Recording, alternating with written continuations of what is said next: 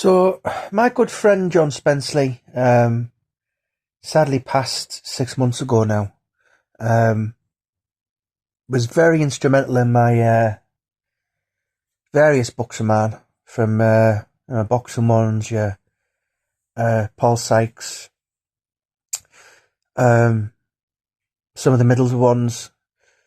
Um, I'm dedicating the next book of mine, Mickey Duff, to John. John had many run-ins of Mickey Duff, of course, were, a fellow promoter, same era. It's just a shame he wasn't around for the Brian Clough book, because he had so many stories he told me. Thankfully, I interviewed him before he passed. I quite often I type and I'm working and I think I'll give John a ring, for that split second, and then I remember he's not here. But he told me so many stories. So when I watched Paul Sykes at Large in 2012, I spent kind of 3 years just being fascinated with the whole story. And when I decided to do a book in 2015, so that was like 3 years later, so I knew the very first port of call was going to be John Spencley. Obviously I read Paul's book. I'd read it twice by that point. And I knew how close they were. But John told me so many stories. I didn't even include in the book. And so one of them was, so obviously Sykes kind of started coming to Middlesbrough 1977. And kind of last came John he just thought he's getting a bit too much for me. It wasn't that he disliked Sykes. It was just, for instance, the last time he ever seen him was at the Ellen Road show in September 92. And Sykes that night was knocked out by Nick Manners. He'd got in the ring, basically shouted to... There was a lot of travellers there that night, because Henry Wharton was fighting Slugger O'Toole. And there was a huge kind of rivalry, so the police were there. So these two kind of travelling communities. And Sykes got in the ring and he was just causing mayhem. He was walking about, nicking pints off tables. And John said to his brother Tony, went, "Oh my God, there's Sykesy." He said, "Don't let him see me." And it wasn't out of badness, but John was, he was on a table probably full of millionaires, and they probably wouldn't have appreciated some of the things that Sykes kind of did. So yeah, anyway, in them 15 years he was quite regularly into coming into Middlesbrough. He would often come and stay at the old, well, I think it is called the Highfield Hotel now. It was called the Crazy Hungry Horse. I think it's gone back to its original name. So it's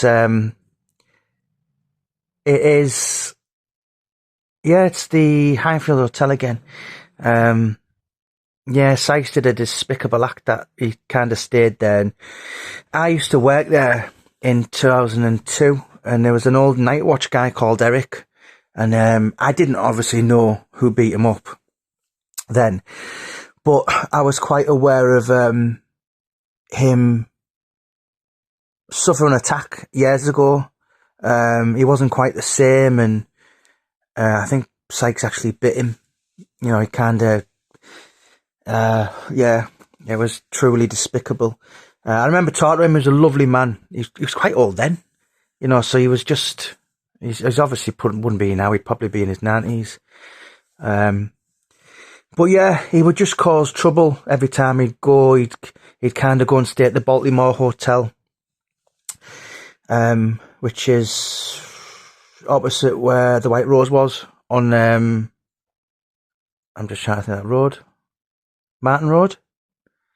Yeah, but anyway, he sorry, another character who absolutely loved the company of Paul Sykes because of John Spencley was Big Mal. I'm sure, was he the England manager? He was anyway. He was a huge football personality, Malcolm Allison, and John would meet him in the Baltimore, and Sykes had come through, and Malcolm Allison said he was the funniest man he's ever met in his entire life, and you can imagine some of the celebrities and the stars he's met. But my point to this video is, so in that time when Paul Sykes was more or less in Middlesbrough a few times a month for best part of 15 years, Alex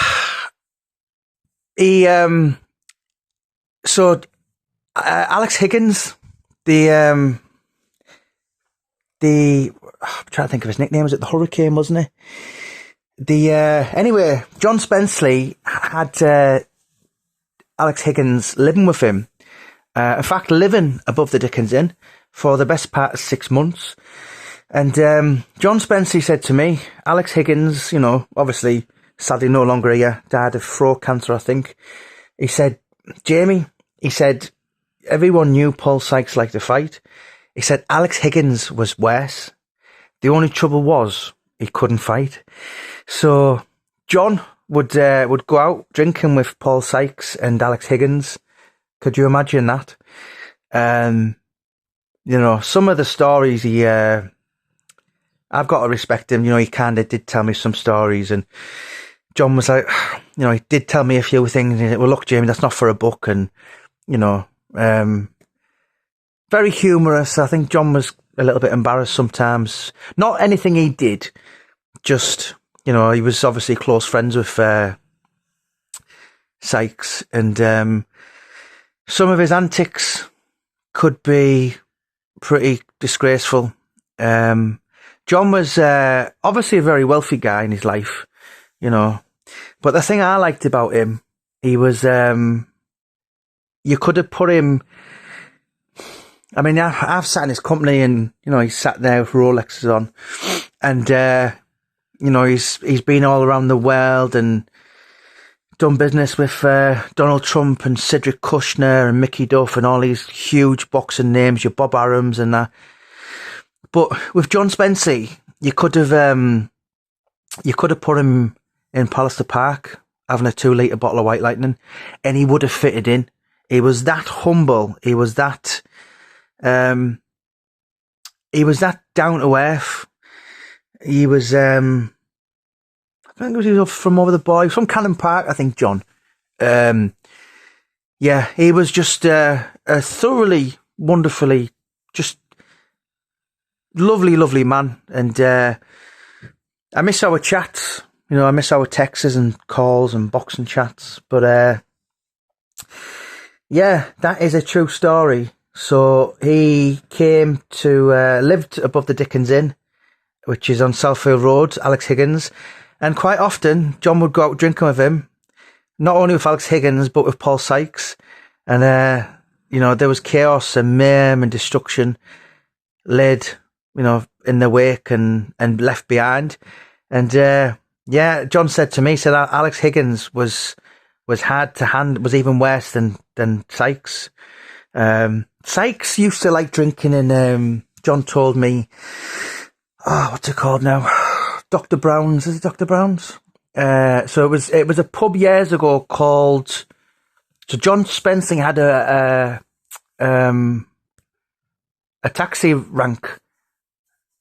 I'm trying to think what it was. So it was, the Borough Hotel, I think it was called. Sure, it's Dr. Brown's now. But he liked drinking in, the Teesside Bridge, which I had my wedding reception in there. That's in North Ormsby. Quite often drank in the Jovial Monk.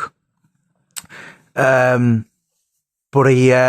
John had the Wellington Boxing Club, John Dryden sadly passed a couple of years ago. So that kind of, I'm just trying to think, John Dryden will have taken over that probably the mid to late 80s. And, Yeah, I probably would have said about 86. But before that, John Spencley had it, and he had fighters in there like the Feeney brothers from Hartlepool. Paul Sykes was regularly training there. Who else was there? Stewie Lithgow, Neil Malpass, who of course fought Sykes. Dave Garside, I know John regarded Dave Garside as like a son. He said he was the best boxer he ever managed. And Dave Garside thought the world of John. I'm just trying to think. There was another couple of fighters. The big heavyweight from Newcastle, George Scott. Sykes mentions him in the book a couple of times. I'm just trying to think. Reg Long, lovely man from Middlesbrough.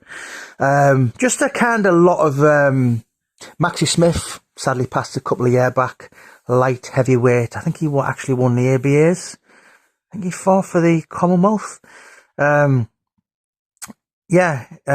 said to me, he said he used to pace Sykesy in sparring. He said Paul never liked sparring with him ever. I think he was an ex-parasoldier, or he was Royal Marines or something. I think he was from Stockton originally.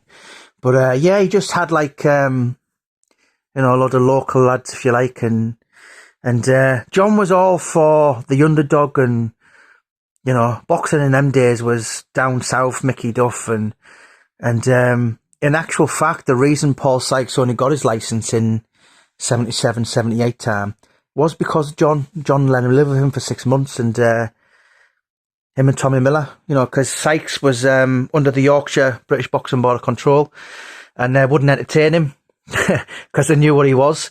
And John said, look, spoke with Tommy Miller and said, if he comes and lives with me, I can kind of vouch for him, if you like. And obviously John was, I think he was actually at the time the chairman of the Northern Boxing Board of Control.